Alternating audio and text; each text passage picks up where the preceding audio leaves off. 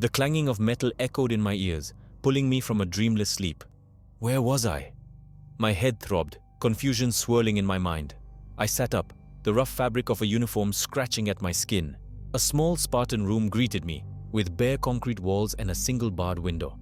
My reflection stared back at me from a cracked mirror, a stranger's face etched with fatigue.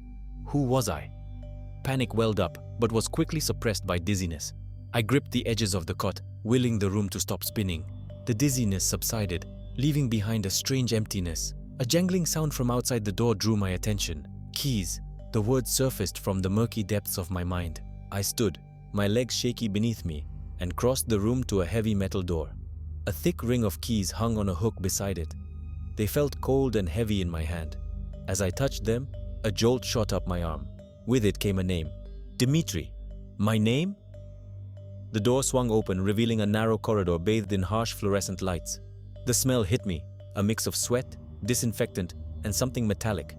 The corridor was empty, the silence broken by my footsteps.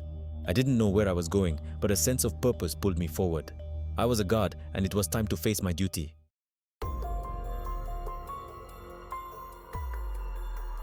The corridor opened into a vast cavernous space, the air thick with the murmur of voices and the clanging of metal on metal.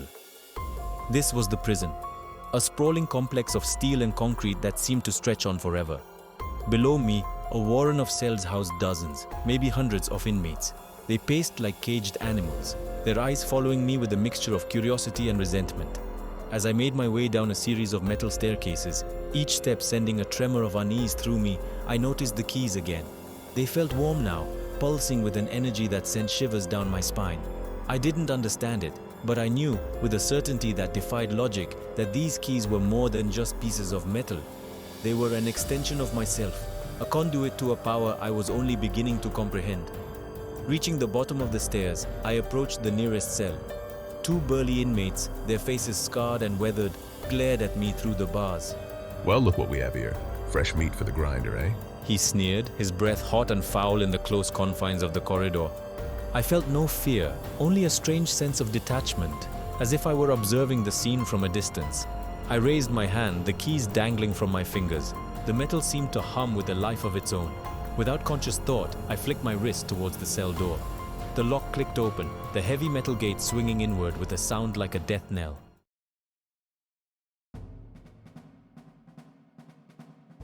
What the bloody hell was that? The other inmate muttered, his eyes wide with disbelief. I knew, with increasing certainty, that I possessed a power over these men, a power that stemmed from the keys I held. "Get back," I said, my voice surprisingly steady. To my surprise, the inmates obeyed, shuffling back from the open cell door. Closing the cell door, I felt a strange sense of satisfaction, a thrill that was both exhilarating and terrifying. The keys pulsed again, their warmth spreading through my hand, up my arm and into my chest. The next few hours were a blur of clanging metal and the weight of the keys in my hand. With each cell I passed, the power within me solidified, becoming a terrifying reality. The inmates quickly learned to fear the silent authority that emanated from me. One rowdy cell, filled with laughter, drew my attention. They hadn't noticed me, too engrossed in their game. Suddenly, one inmate lurched to his feet, eyes wide with terror. Oi, shut your gobs, the bloody warden's here. The laughter died down, replaced by tense silence. The inmates turned towards me, faces a mixture of fear and respect. I extended my hand, keys dangling from my fingers. With a flick of my wrist, I opened their cell door. The inmates cowered back, eyes fixed on the keys. The keys held the power, and I, Dimitri, was their puppet master. Section 2. The price of defiance. Not all the inmates were as compliant. Driven by desperation or bravado, some dared to test the boundaries. Hey, you think you're better than us, just because you got those fancy keys? One inmate, a hulking brute with red hair and a skull tattoo, decided to make an example of me. He slammed his fists against the bars as I approached. I stopped in front of his cell, my gaze unwavering. He lunged for me, his fingers grasping for the keys. Fear vanished, replaced by a cold, calculating calm. The air crackled with power, and he was thrown back, slamming against the wall. The message was clear. Defiance came at a price.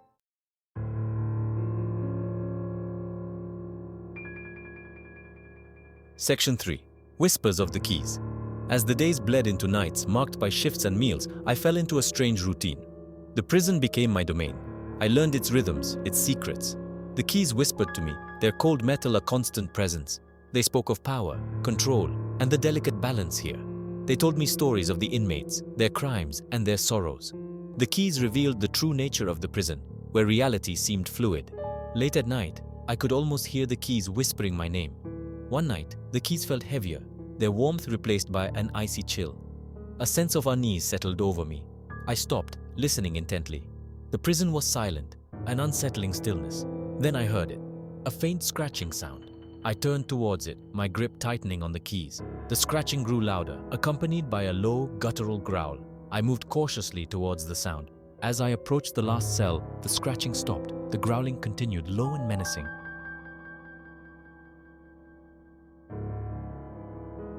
Section 4. An unsettling harmony. I paused outside the cell, my heart pounding against my ribs. The cell was dark, the single light bulb above the door flickering erratically. Taking a deep breath, I rapped my knuckles against the cold steel of the cell door. Then a voice, raspy and low, spoke from the darkness. Dimitri. The voice sent a chill down my spine.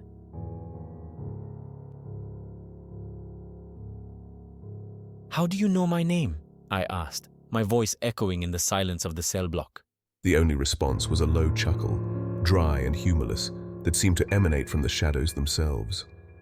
"We all know your name, Dimitri," the voice rasped, closer now, as if the inmate had moved closer to the bars. "Just as we know the power you wield." I gripped the keys tighter, their cold metal offering little comfort in the face of this unseen threat. The inmate's words, spoken with such certainty, chipped at the already fragile foundation of my reality. Who was this man, this creature, that could see through the veil of my amnesia, that could sense the power I was only beginning to comprehend? "Who are you?" I demanded, my voice betraying a hint of the fear that was quickly tightening its grip on me. The chuckle came again, a low, menacing sound that seemed to mock my ignorance. "I am but a shadow, Dimitri," the voice replied, a whisper of what was, a glimpse of what might be. "But you are the key." I didn't understand his words, their cryptic meaning twisting and turning in my mind like a serpent coiling around its prey. But I knew, with a gut-wrenching certainty, that this encounter was no coincidence, that this inmate, this nameless entity, held a piece of the puzzle that was my past, my present, and perhaps even my future. I had to know more, I had to understand.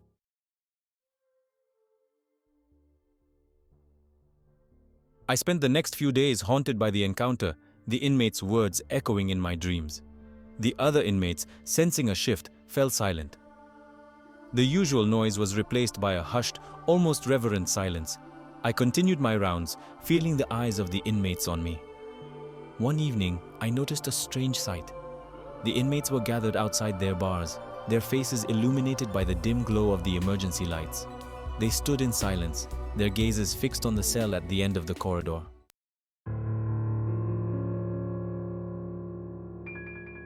Intrigued and apprehensive, I approached the group. The inmates were chanting, a low rhythmic sound. The words were unintelligible, but the intent was clear: reverence and fear. It was as if they were performing some ancient ritual. I stopped a few feet from the group, my gaze drawn to the cell. The door was closed, but I could feel a presence emanating from within. It was a glimpse of divinity, a whisper of the godlike.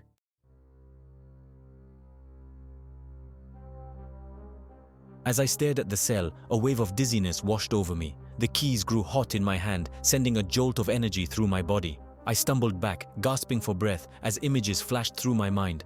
I saw stars being born and galaxies colliding, and amidst it all, I saw him, the inmate in the cell, his eyes blazing with power. He was a god, imprisoned here in this mundane cage. The vision faded, leaving me trembling and breathless.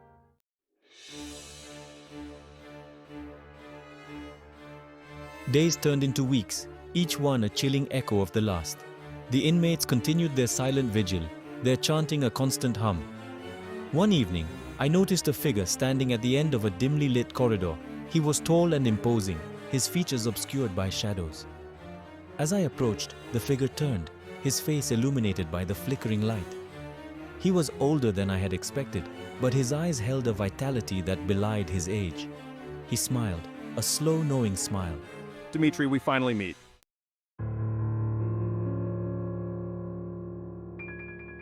The figure chuckled, a low, melodic sound. "You can call me GodRosen. This is my creation, a prison designed for gods." My breath caught in my throat. A prison for gods? It sounded absurd, impossible. Why? Why imprison gods? Because other gods are not meant to meddle in the affairs of my universes and my mortals. They are forces of chaos, and their power can shatter the realities I've created. This prison is designed to contain that power, to protect my universes.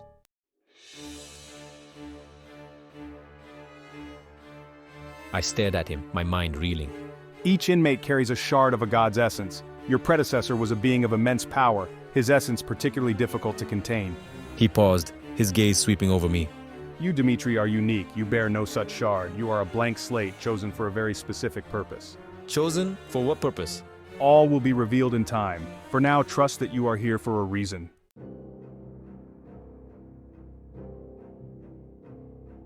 But I don't understand. I don't remember anything. Your past is of little consequence. You are the guardian of this prison. He stepped closer, his shadow falling over me. But there is another reason I chose you. I have seen your potential, the power that lies dormant within you. Join me, Dimitri. Help me maintain order in my universes. He paused, letting his offer hang in the air. In return, I will give you back your memories and the power to shape your own destiny.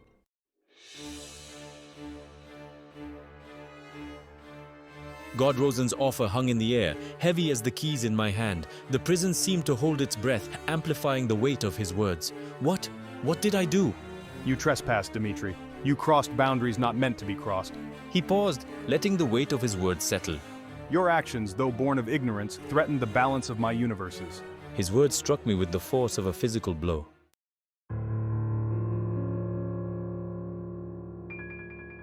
Dimitri, you created something extraordinary, but it possessed a threat to my universes. It began to unravel the very fabric of my universes. This creation existed outside of conventional time and space, a disruptive force in the nexus of other neighboring realities. With a wave of his hand, I saw the universe which he is referring to. Your universe was a catalyst, revealing the hidden connections and vulnerabilities within my universes. When I saw the effects, my eyes held a glint of both wonder and fear. Your creation was unique, a place of boundless potential and raw, untamed power. Power which was harmful, contagious, and leaked into my universes. His words filled me with a sense of awe and impending dread.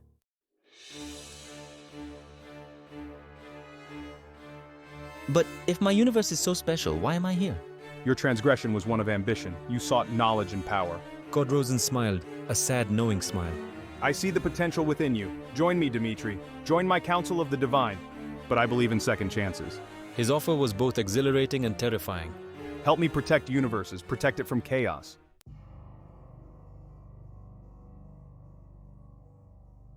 The offer struck me with the force of a physical blow. The keys, cold and heavy in my hand, seemed insignificant. To join GodRosen meant abandoning the familiar confines of the prison. Yet, the alternative was a fate worse than imprisonment. I looked at GodRosen, his face a mask of patience. The fate of universes, the weight of forgotten sins, the possibility of redemption, it all boiled down to a simple choice. And in that moment, I realized I was no longer content to be a pawn in someone else's game.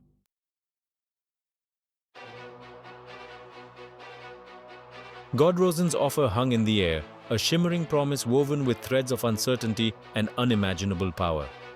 The silence of the prison, usually broken by the distant murmurings of the inmates and the clanging of metal on metal, seemed to press in on me, amplifying the weight of the decision before me.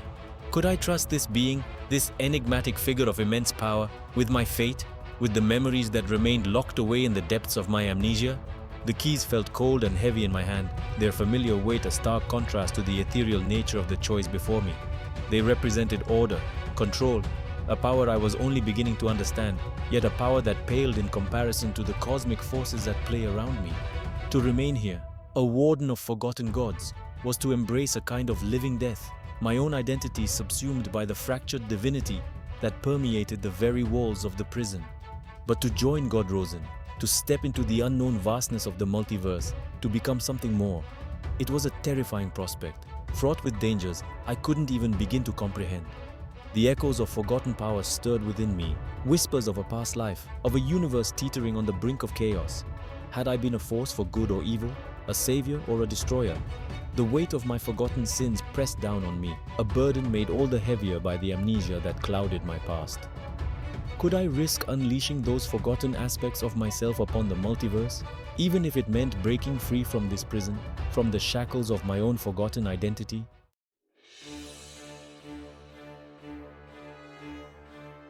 As I stood there, lost in the labyrinth of my own thoughts, my gaze fell upon the keys in my hand. The metal seemed to pulse with a faint inner light, a subtle energy that resonated with the whispers of power echoing through my very being. And in that moment, a realization dawned, clear and sharp as a shard of glass. The keys. They were more than just a symbol of authority within the confines of this prison. They were a conduit, a link to my forgotten past, to the power that lay dormant within me. GodRosen had said that I was unique, a blank slate, a vessel chosen for a specific purpose. But what if that purpose was not one of servitude, of blind obedience to a higher power? What if the keys themselves held the key to unlocking my true potential, to reclaiming the memories that haunted me, to shaping my own destiny, free from the manipulations of gods and the constraints of this prison? The thought, once ignited, spread through me like wildfire, burning away the fear and uncertainty, replacing it with a sense of determination I hadn't felt since waking up in that Spartan cell. I looked at GodRosen, his face a mask of serene expectation, and for the first time, I saw him not as a benevolent benefactor, but as a jailer, a manipulator who sought to bind me to his will, to use my power for his own ends. The prison, for all its imposing structure and aura of ancient power, felt suddenly small, suffocating.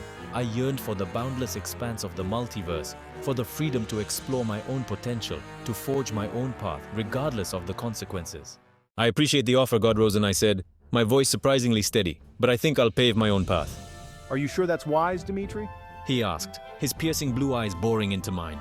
There are forces at play here that you cannot possibly comprehend. I met his gaze, my grip tightening on the keys. Maybe, I replied, my voice unwavering.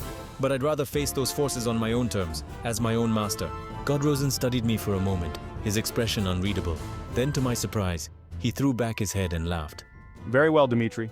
He said, his eyes twinkling with admiration. Something that sent a shiver down my spine. Go then.